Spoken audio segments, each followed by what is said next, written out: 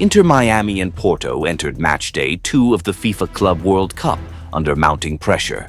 Both sides had taken just 1 point and failed to score in their opening games. Facing a battle-hardened European opponent, Lionel Messi and his teammates knew they had to dig deeper. And early on, hope flickered for the MLS representatives. A delicate chipped pass from Messi nearly unlocked a chance for Luis Suarez, but the Uruguayan striker was flagged offside. Porto responded instantly. A costly mistake by Noah Allen led to a VAR-reviewed penalty, and Samu Agahawa made no mistake from the spot, sending Oscar Ustari the wrong way to give Porto the lead. Despite falling behind, Inter Miami refused to fold. Familiar link-ups between Messi and Suarez continued, but Claudio Ramos, starting in place of Diogo Costa, delivered a stellar performance between the sticks. Age and declining pace might be catching up to the legendary Barcelona duo, but Messi's influence on Miami's game remains absolutely immense. As the clock ticked on, the team in pink pushed forward with growing urgency, launching wave after wave of attacks. But against a disciplined and experienced Porto side, chances were hard to come by, and those that came were often squandered. On the other end, Porto came agonizingly close to doubling their lead on the counter. Mora's shot was destined for the net, but Ustari produced a miraculous goal-line save, arguably as valuable as a goal itself. A moment of brilliance that also served as a stark warning to Miami's shaky backline. Then came a nightmare stretch for the Inter Miami defense. Samu Agahawa's relentless power and pace caused havoc, leaving Busquets and company scrambling. The veteran Spaniard, though tactically sharp, could no longer cover ground like he once did. Just before halftime, Fabio Vieira struck the post with a thunderous effort that ricocheted off Ustari, sending another jolt of fear through the Miami supporters. But the second half told a different story. Just minutes after the restart, Inter Miami drew level thanks to a well-placed finish from Segovia, an attack that began with a trademark Busquets pass, underlining his continued value despite physical limitations. Moments later, a free-kick opportunity fell to Messi, and this time the magic came alive. A stunning strike curled past the wall and into the net. His first ever goal at the Club World Cup and his 50th in Inter Miami colors. From that moment on, Inter Miami stood firm. Porto pressed for an equalizer, but Ustari remained impenetrable, providing both saves and leadership at the back. In the dying moments, Messi nearly completed his brace with a dazzling solo effort, slaloming past defenders in vintage style before unleashing a wicked shot that sailed inches wide. His vision, his dribbling, his set pieces, Messi was everywhere. Without question, the most valuable asset on the pitch, and deservedly, the man of the match. When the final whistle blew at the Mercedes-Benz Stadium, Javier Mascherano's men had claimed their first victory of the tournament, keeping their hopes alive in dramatic fashion. Few could have predicted such a roller coaster of a game between two teams that entered on equal footing, each with just 1 point, uncertain of their fate and desperate to prove themselves on the global stage. For Inter Miami, the presence of Lionel Messi is both a blessing and a burden. His stardom raises expectations to the sky. Fans don't just crave magic, they demand results.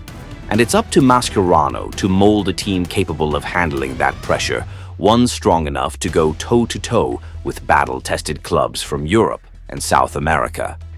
If anyone had watched their previous draw against Al Ahly, where Inter Miami were dominated for long stretches, they would understand the skepticism surrounding a relatively inexperienced MLS side in a tournament of this magnitude. And in many ways, that concern is justified. However, what deserves real praise for Inter Miami is their visible growth. Watch Oscar Ustari pulling off save after save, or Talasco Segovia capitalizing on a split-second chance, and you'll see a team slowly forging resilience.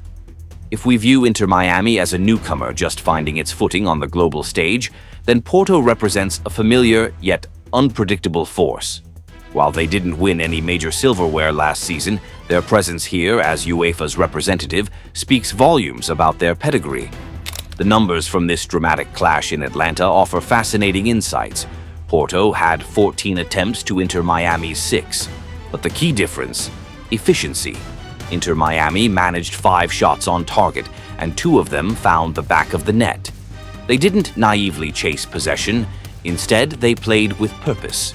Their 49% possession and 467 completed passes might not wow the analytics crowd, but every touch was aimed at one of 2 men, Messi or Suarez.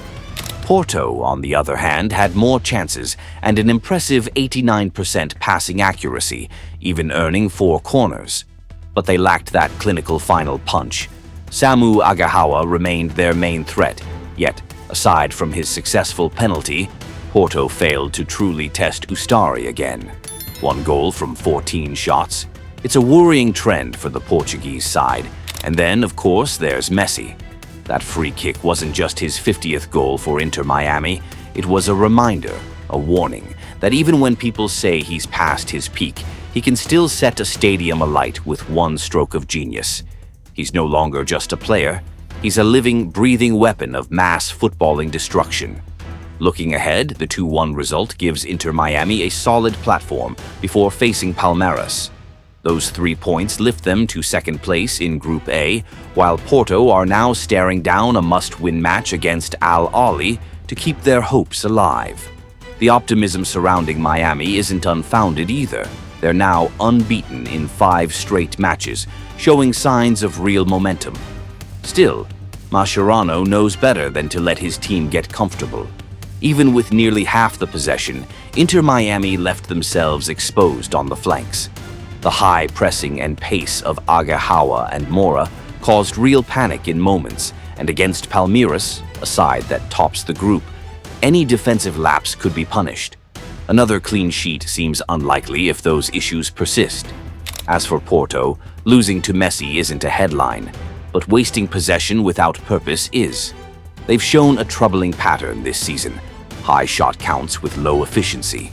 14 shots but only 3 on target. That speaks to a front line lacking precision and a cutting edge. Diogo Costa may return in goal for their final match, but unless the attack starts delivering, Porto's campaign may be over before it ever truly began.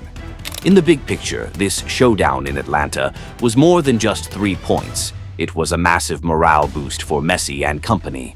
No one knows how far Inter Miami can go, but they've already proven they're not just here for the cameras. They're here to compete. And as for Porto, their Club World Cup journey is rapidly becoming a crisis of confidence.